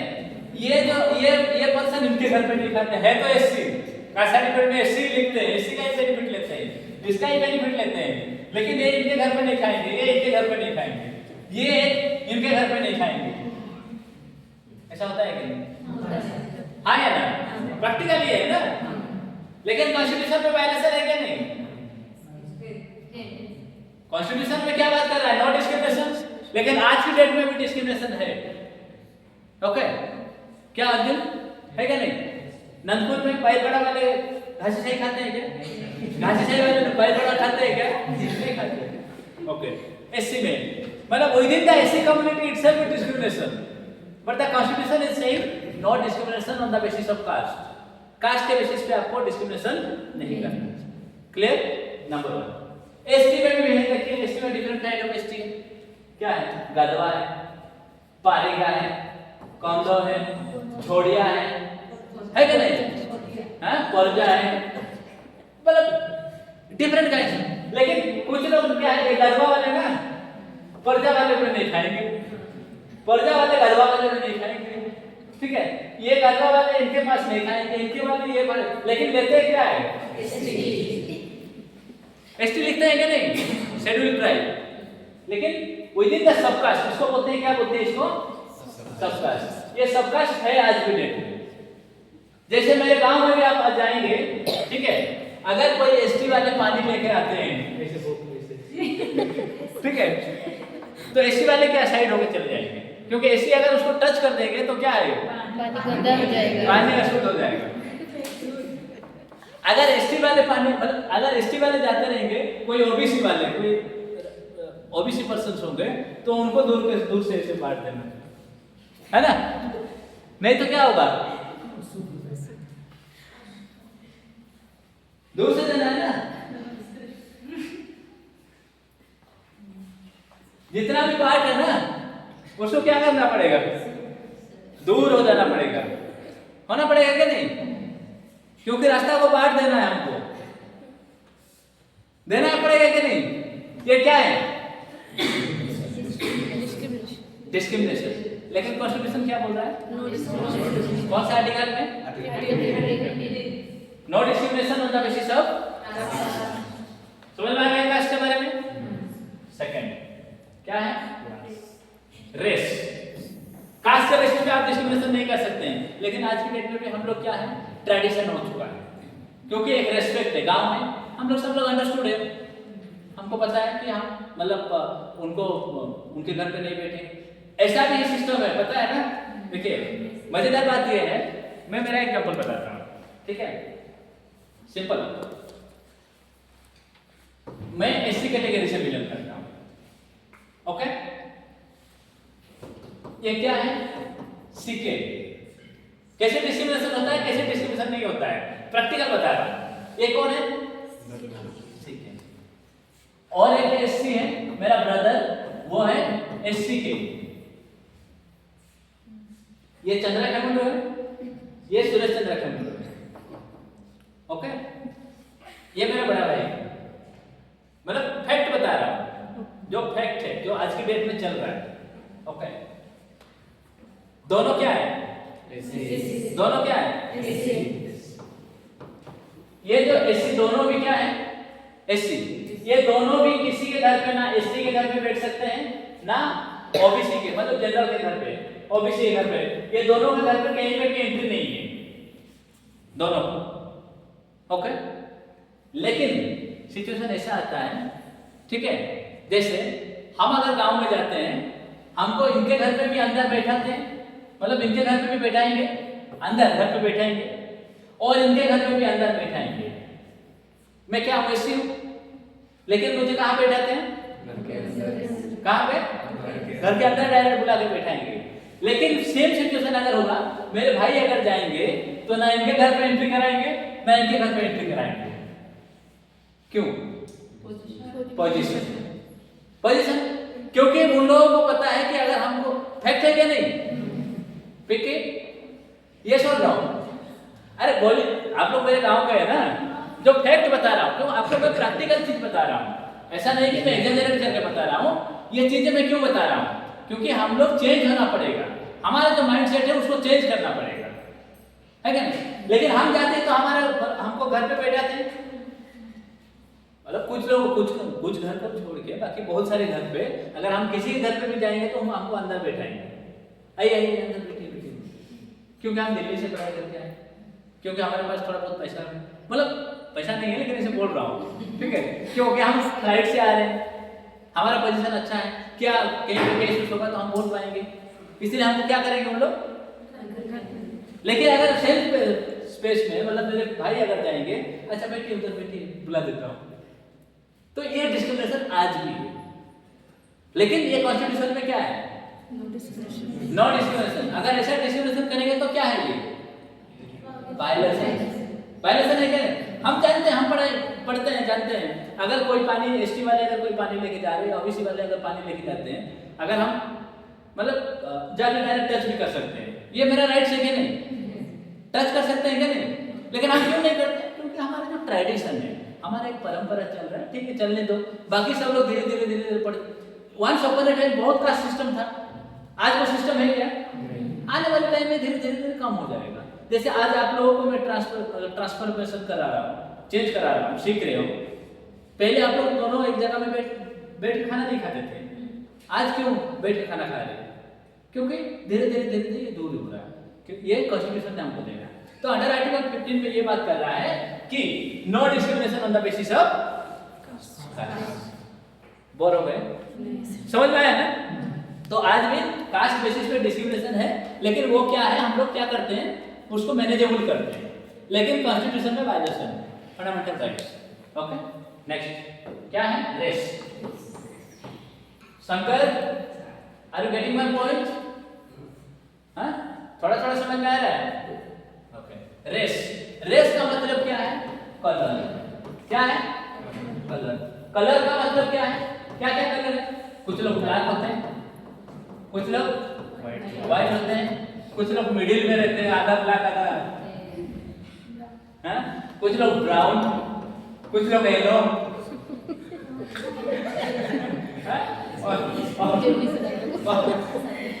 और कुछ लोग है ना ग्रीन ग्रीन ओके। रेड भी होते हैं क्या? कुछ लोग रेड होते हैं, है ना? और कुछ लोग रेनबो कलर भी होता है क्या? आधा आधा आधा। तो रेस का मतलब ये है कि डिफरेंट टाइप्स ऑफ कलर्स, ठीक है? कलर का मतलब कुछ लोग व्हाइट हो सकते हैं, कुछ लोग ब्लैक हो सकते हैं, है ना? कुछ लोग छोटे हो सकते हैं, कुछ लोग लंबे हो सकते हैं, है ना? हम लोग मतलब भेदभाव ये भेदभाव नहीं कर सकते हैं, बिकॉज कॉन्स्टिट्यूशन ने हमको मना किया। On the basis of race आप किसी काले को ही पढ़ाएंगे और गोरे को नहीं पढ़ाएंगे, ऐसा नहीं है। या ओनली गोरे वाले को पढ़ाएंगे और काले को नहीं पढ़ाएंगे, ऐसा नहीं है। हाँ, सबको लेके आप क्या करेंगे? पढ़ा सकते हैं। सबको लेके आप एम्प्लॉयमेंट दे सकते हैं, सबको लेके आप स्ट्राइक कर सकते हैं। ऐसा नहीं काले काले वाले आओ स्ट्राइक करेंगे, गोरे गोरे वाले जाओ खाना बनाओ, ऐसा नहीं है। ओके, तो on the basis of race, race के बेसिस पे भी आप क्या नहीं कर सकते हैं? कलर बेसिस, लेकिन होता है कलर बेसिस डिस्क्रिमिनेशन। आज भी हर कोई गोरे लड़की से शादी करना चाहते हैं, करते हैं कि नहीं? हाँ? लड़का कितना भी काला हो लेकिन उसको गोरी लड़की चाहिए, हाँ? ऐसा होता है कि नहीं अर्जुन?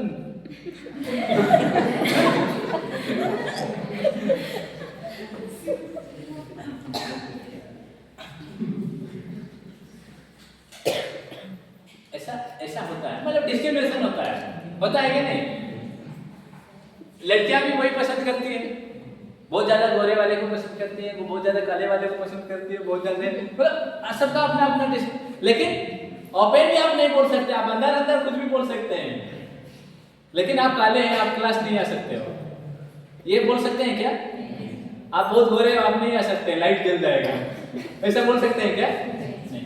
तो on the basis of race भी आप क्या है? रेस के बेसिस पे आप डिस्क्रिमिनेशन कर सकते हैं क्या? नहीं।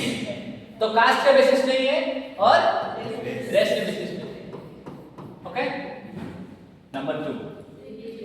नंबर 3 क्या है? रिलीजन। इंडिया में कितना रिलीजन है? कितने टाइप्स का? 8 टाइप्स का। तो रिलीजन बेसिस पे भी आप डिस्क्रिमिनेशन नहीं कर सकते हैं। आप हिंदू भी हो सकते हैं, क्रिश्चियन भी हो सकते हैं, मुस्लिम भी हो सकते हैं, सिख, जैन, बुद्धिस्ट, जोरास्ट्रियन, ठीक है?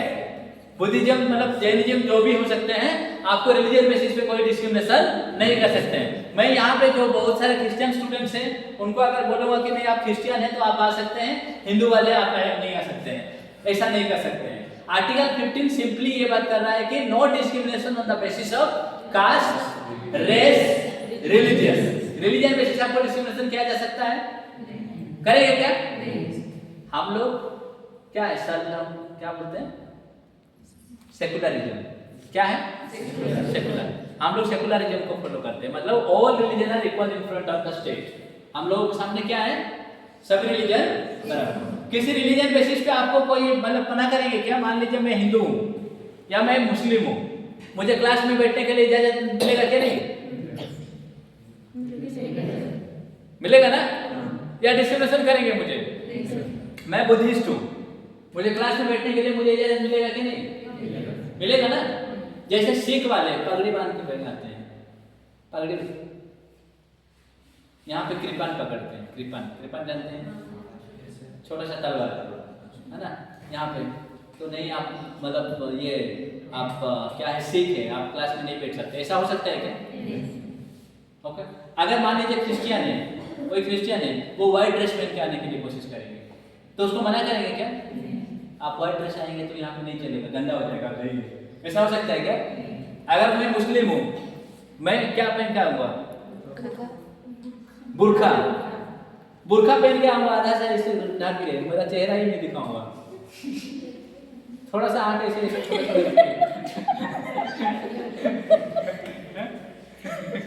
ऐसा ऐसा होता है कि नहीं? तो India is the freedom of religion, है ना? इसलिए आप रिलीजन बेसिस पे डिस्क्रिमिनेशन नहीं कर सकते हैं। बात समझ में आ रहा है? रिलीजन। नेक्स्ट जेंडर, कौन सा जेंडर? हाँ, मेल हो या फीमेल हो या बोथ हो।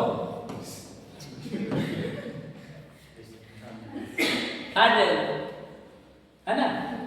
ओके, आप ओनली में एसएलएनसीसी में ओनली मेल को ही पढ़ाऊंगा, सही है? डिस्क्रिमिनेशन है क्या नहीं? किसके लिए डिस्क्रिमिनेशन हो रहा है? फीमेल के लिए। अगर ओनली फीमेल वाले को ही पढ़ाऊंगा, किसके लिए डिस्क्रिमिनेशन है? लेकिन मैं अगर नोटिफिकेशन में एप्लीकेशन मंगाऊंगा, नोटिफिकेशन ओनली फीमेल डालेगा, तो वहां पे मेल को बुलाऊंगा क्या? वहां पे अगर फीमेल मेल बोलेंगे मेरे साथ डिस्क्रिमिनेशन हो रहा है, चलेगा क्या? नोटिफिकेशन में यहाँ पे मेल एंड फीमेल दोनों को है, एडमिशन में दोनों को लिया जा रहा है, इसीलिए mail and female. Women college में जाके मेल अगर डिमांड करेंगे नहीं हम भी आगे पढ़ेंगे, चलेगा क्या? क्यों नहीं चलेगा? वासुदेव वुमेन कॉलेज जाने के लिए बोल, हैं? सुनावड़ा में कॉलेज जाओगे? रमेश जाने के लिए बोल रहा है नहीं, ठीक है? अगर वुमेन्स कॉलेज है तो बस शुरुआत से ही प्रोविजन है कि वहां पे कौन पढ़ेंगे? वुमेन। बॉयज कॉलेज होगा तो वहां पे कौन पढ़ेंगे? ठीक है? बॉयज हॉस्टल में कौन रहेंगे? गर्ल्स हॉस्टल में अगर कोएड हॉस्टल होगा तो एक होता है बॉयज हॉस्टल, एक होता है बॉयज हॉस्टल। यहाँ पे कौन रहेंगे? कौन? एक होता है गर्ल्स हॉस्टल, यहाँ पे कौन रहते हैं? दोनों जहां पे रहेंगे उसको क्या बोलेंगे? क्या बोलेंगे? Coed hostel. वहां पे बॉयज एंड गर्ल्स दोनों रहते हैं। जेएनयू में 21 हॉस्टल है, कितना? 21, ठीक है? सब क्या किसके नाम पे है? नर्मदा, ताप्ती, गंगा, यमुना, महानदी, सभी रिवर्स के नाम पे, ठीक है? कुछ हॉस्टल में ओनली बॉयज रहते हैं, क्या रहते हैं? कुछ हॉस्टल में ओनली गर्ल्स, जैसे कावेरी एक हॉस्टल है, यहाँ पे ओनली बॉयज रहते हैं, ठीक है? कावेरी। गंगा एक हॉस्टल है, यहाँ पे ओनली गर्ल्स रहते हैं। Godavari only girls. Jhelum only boys. लेकिन कुछ ऐसा हॉस्टल है ताप्ती, यहाँ पे कोएड हॉस्टल, क्या है? जहां पे मैं रहता था coed hostel, boys and girls साथ में रहते हैं, ठीक है? ऐसे बहुत सारे हॉस्टल्स हैं। और एक मैरिड हॉस्टल भी है जेएनयू में, जो शादी करने के बाद भी पढ़ते हैं वहां पे रह के, हस्बैंड एंड वाइफ को दोनों हॉस्टल मिलता है, वो है महानदी, उड़ीसा का नाम है, ठीक है? यहाँ पे मैरिड कपल्स रह सकते हैं। यहाँ पे कोएड का मतलब ऐसा नहीं कि एक साइड में लड़की और दूसरे साइड में लड़का, ऐसा नहीं है। इसका मतलब एक है यहाँ पे पार्टीशन होता है, ठीक है? यहाँ पे गर्ल्स, यहाँ पे बॉयज, यहाँ पे डाइनिंग सेम होगा। बॉयज हॉस्टल में गर्ल्स जा सकते हैं, लेकिन गर्ल्स मतलब हॉस्टल में बॉयज नहीं जा सकते हैं, ओनली खाने खाने के लिए जा सकते हैं। तो मेरे कहने का मतलब जेंडर बेसिस पे आप डिस्क्रिमिनेशन नहीं कर सकते, जहां पे जो प्रोविजन है उस हिसाब से चलेगा, ठीक है? अगर मेल को एम्प्लॉयमेंट देंगे और फीमेल को नहीं देंगे, इनजस्टिस होगा क्या नहीं? और ओनली मेल फीमेल को देंगे और मेल को नहीं देंगे, इनजस्टिस होगा क्या नहीं? तो no discrimination on the basis of male and female. Male और फीमेल जो जिस पोजीशन में है, जहां पे मेल का रिक्वायरमेंट है वहां पे मेल को रखेंगे, जहां पे फीमेल का रिक्वायरमेंट है वहां पे फीमेल को रिक्वायरमेंट, राइट? नेक्स्ट क्या है? Place of birth.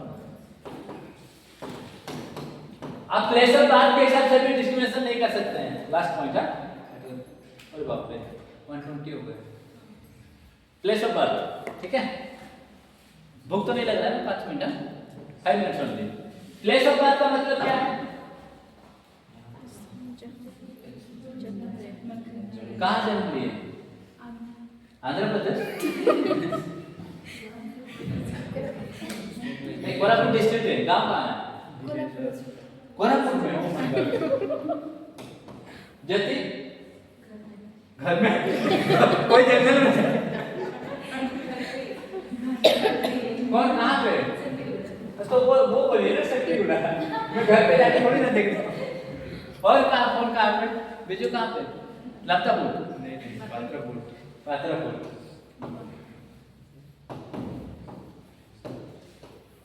और कुछ सही पड़ा लपतापुर लोग नहीं करते लपतापुर के काम मिथुन पागे लपतापुर 4 लोग है ना स्नेकदा कहाँ पे टांको बेटा यहाँ पे आम बहुत खाते थे क्या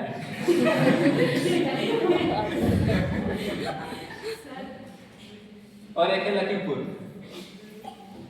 है मैं यहाँ का एग्जाम्पल दे रहा हूँ और ब्रॉडर एग्जाम्पल नहीं दे रहा हूँ और एक है नंदपुर है ना नहीं सुनीता बोली नारायण पटना छोड़ दीजिए सर नारायण पटना कितने का हुआ है कितना का हो गया सोना जी आपका लखनऊ है जलापुर ठीक है जलापुर में लिख देते नहीं तो वो पानी नहीं मिलेगा हमको 1 2 3 4 5 6 7 8 9 कितने काम है सब लोग पढ़ाई कहाँ कर रहे हैं कहाँ पे SLNCC कहाँ पे है तो यहाँ पे सबसे पहले प्रेफरेंस किसको देना चाहिए किसको देना चाहिए फैमिली वाले किसको देना चाहिए हाँ तो प्लेस ऑफ बर्थ में अगर हम डिस्क्रिमिनेशन करेंगे जो सेमिलीगुड़ा से आ रहे हैं उनको अगर पहले प्रायोरिटी देंगे बाकी लोगों को प्रायोरिटी नहीं देंगे तो डिस्क्रिमिनेशन होगा कि नहीं ये सब नो भले ही सेमिलीगुड़ा वाले को हम प्रायोरिटी ना देंगे बाकी लोगों को प्रायोरिटी देंगे तो ज्यादा सही रहेगा क्योंकि सेमिलीगुड़ा वाले तो तुरंत घर पे चले जाएंगे बाकी लोग कहाँ जाएंगे उनको तो हेल्प मिल जाना चाहिए ना तो मेरे कहने का मतलब ये है कि प्लेस ऑफ बर्थ के हिसाब से आपको डिस्क्रिमिनेशन नहीं करेंगे मान लीजिए प्लेस ऑफ बर्थ आज की डेट में तो इंडिया इंडिपेंडेंस हुआ है इससे पहले जो था कि बहुत साल पहले इंडिपेंडेंस नहीं था है क्या नहीं तो हो सकता है उस टाइम कोई पाकिस्तान से जन्म लिए हैं कौन मनमोहन सिंह क्या आप पाकिस्तान में जन्म लिए करके उनको डिस्क्रिमिनेशन कर रहे थे क्या तो यहाँ पे मेरे कहने का मतलब सिंपल बात यह है कि प्लेस ऑफ बर्थ के बेसिस पे भी आप डिस्क्रिमिनेशन नहीं कर सकते कोई आंध्र प्रदेश में भी जन्म लिए होंगे